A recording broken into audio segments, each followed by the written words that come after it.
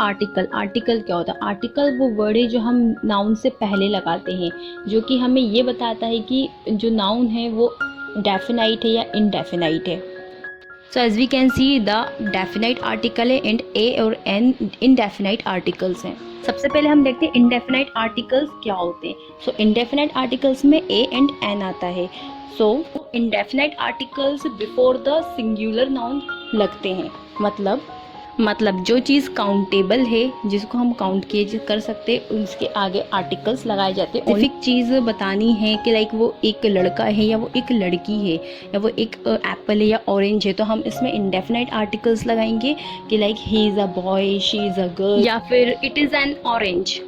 अब N Keynes के साथ लगाने? जो वॉवल्स होते हैं हमारे 26 अल्फ़ाबेट्स में, जो कि होते हैं ए, ई, आई, ओ, यू, ये 5 अल्फ़ाबेट्स जो होते हैं इनके आगे हम एन लगाते हैं हमेशा।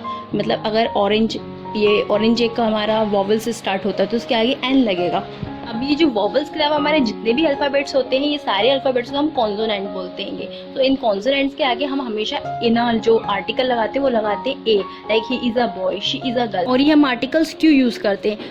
अब मान लीजिए कि अगर आपके पेरेंट्स आपको कोई आइडेंटिटी नहीं देते और आपसे अगर कोई पूछता आप कौन है, तो ऑब्वियसली आप ये बोलते कि मैं एक लड़का हूँ या मैं एक लड़की हूँ।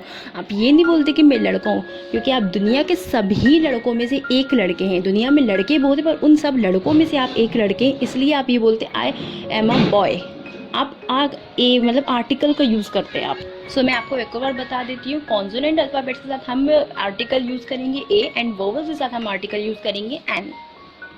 नाउ आर्टिकल द एक डेफिनाइट आर्टिकल है। We use it before a singular noun after the first mention. इसका मतलब हमें पता है कि हमें किसी एक पेन को या फिर ना एक ऑरेंज को किस तरीके से हमें बताना है कि वो एक ऑरेंज है या वो एक बॉय है या एक गर्ल है। तो अगर जब हम किसी सामने वाले पर्सन से बात करें और हमने हमारी बात में एक बार मेंशन कर दिया है कि इट इज़ अ पेन, तो सामने वाला को पता चल गया कि हम उसी पेन की बात करें। तो अब जब हम नेक्स्ट सेंटेंस में जब वो उसी पेन को मेंशन करेंगे तो हम आ ना लगा के हम वहाँ पर यूज़ करेंगे द। फॉर एग्ज़ाम्पल लाइक मेरे सामने एक ब्लू पेन पड़ा है और मैं अगर सेकंड पर्सन यानी कि सामने वाला पर्सन अगर आपसे मैं बात कर रही हूँ तो मैं बोलूँगी it is a pen, the pen is blue.